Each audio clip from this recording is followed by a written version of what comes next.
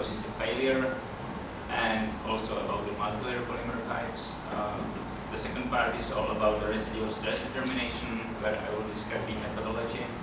And the last part is about the lifetime estimation that is based on linear elastic fracture mechanics.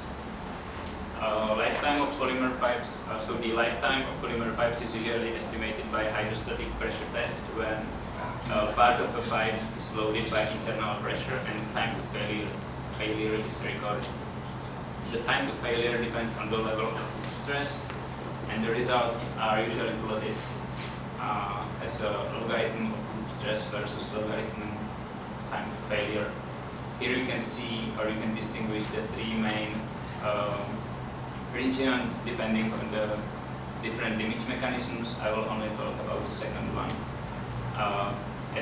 as it is probably the most frequent in the actual applications. So the quasi-brittle failure is characterized by slow crack growth when the cracks usually initiate on the inner surface of the pipe and grow through the pipe wall with only small plastic deformation ahead. So the stress field ahead of the crack tip can be described by linear elastic fracture mechanics parameters. Probably the most famous or the most often used is the stress intensity factor, for which you can find the formula in literature. So you basically use the formula and calculate the stress intensity factor for the pipe. For the homogeneous pipe, however, for multilayer pipe, there is no such a formula, so we had to use the finite element modeling. We basically did it the way that we created the finite element model with the crack. We ran the simulation, we calculated the stress intensity factor, and then we made the crack larger. We ran the simulation again, and so on. So we got the K stress intensity factor versus the crack length, and then for the lifetime estimation we used the modified Paris law, where the A and M constants are material parameters obtained experimentally. The multilayer pipe, in our case, well, we had the three-layer pipe, where the middle layer was made of polyethylene with slightly lower mechanical properties. The idea was basically to hide some worse material in the middle layer, so the two protective layers ensure the required durability of the pipe. The dimensions of the pipe we used: the outer diameter was 90 millimeters, the thickness of the pipe wall was 8.2 millimeters, and the thickness of the middle layer was 50% of the whole thickness of the pipe wall, and for the protective layers, each was 25% thick of the whole thickness of the pipe wall. Now there is the part about the residual stress determination. Firstly, where does it come from? Well, it comes from the cooling phase in the manufacturing process, where the extruded pipe, the outer surface of the extruded pipe is cooled by water, and therefore it cools down quicker than the inner surface, and this helps or this creates the residual stress in the pipe wall. The methodology for the residual stress determination in polyethylene pipes or in polypropylene pipes was successfully used. Such an example of the residual stress distribution you can see in this picture. I think it is for polyethylene pipes. On the x-axis there is the relative position of the pipe wall, so 0 means inner surface, 1 means outer surface. You can see that the residual stress has exponential character,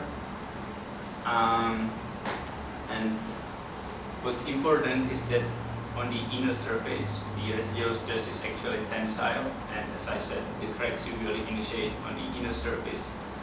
It means that the presence of residual stress accelerates crack growth, and therefore it shouldn't be neglected in the lifetime estimations. But back to the residual stress determination, we use the ring slitting method. It consists of 4 stages. The first one is, well, you have a pipe, you cut it into specimens, into rings. We have got 13 rings in total that were 8 millimeters thick. Then we had to prepare the specimens. So from 6 specimens, we removed 1 to 6 layers. By layers, I mean 1 layer equals to 1/10 of the thickness. So for first specimen, we removed the 1 layer, for second 2 layers, and so on. For other 6 specimens, we did the same, only from the inner surface, and 1 specimen we left untouched.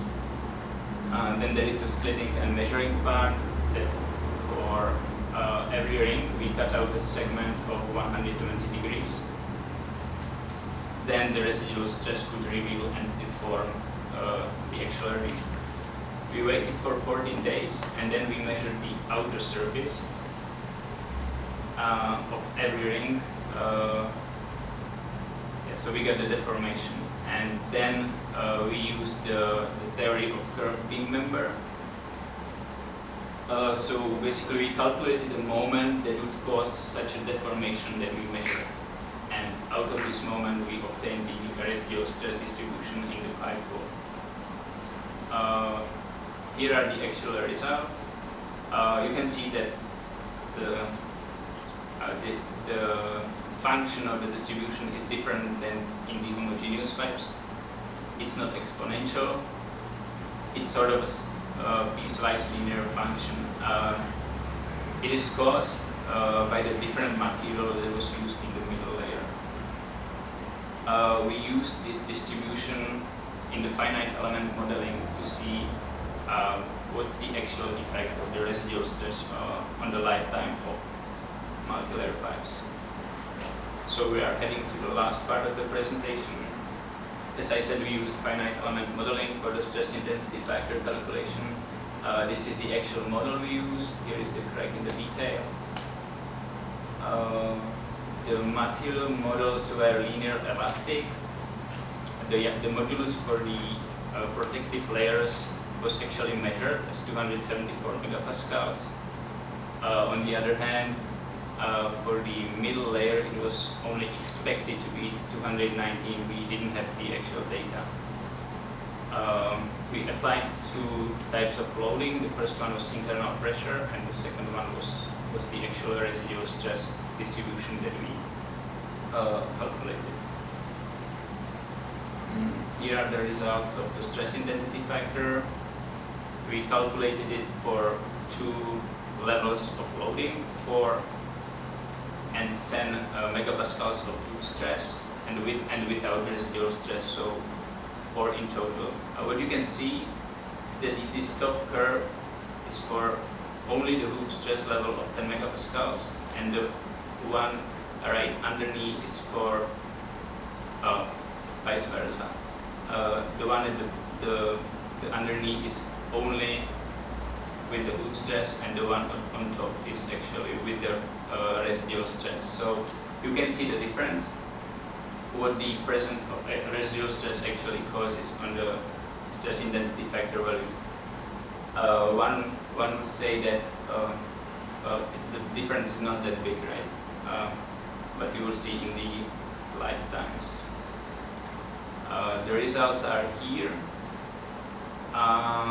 What's interesting or important, that the presence of residual stress in the calculation actually lowers the lifetime in about 25% for multilayer pipe as well as for the homogeneous pipe.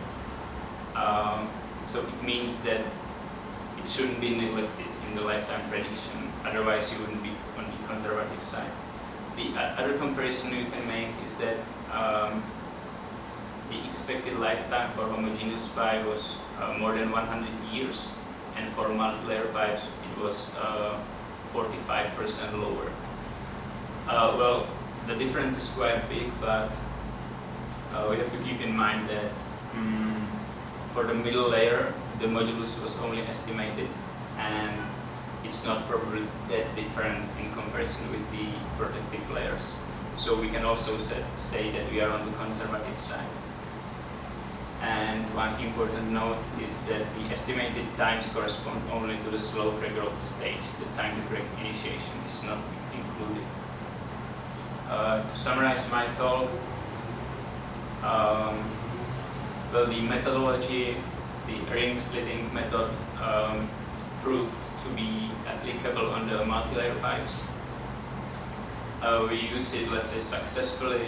We obtained the piecewise linear distribution of the residual stress.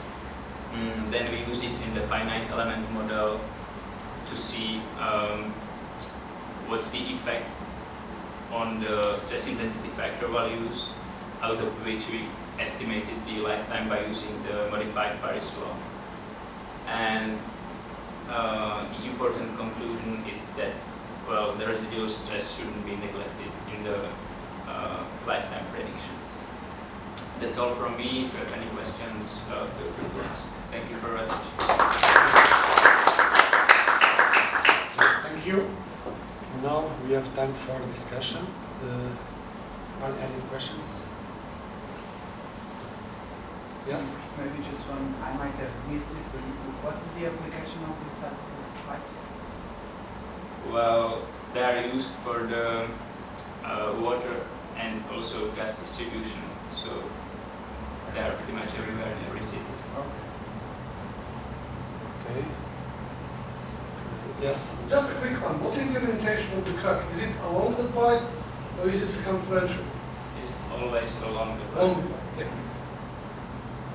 Yeah. And these are the tests you've done on the pipe. Is it open-ended pipe or closed-ended pipe?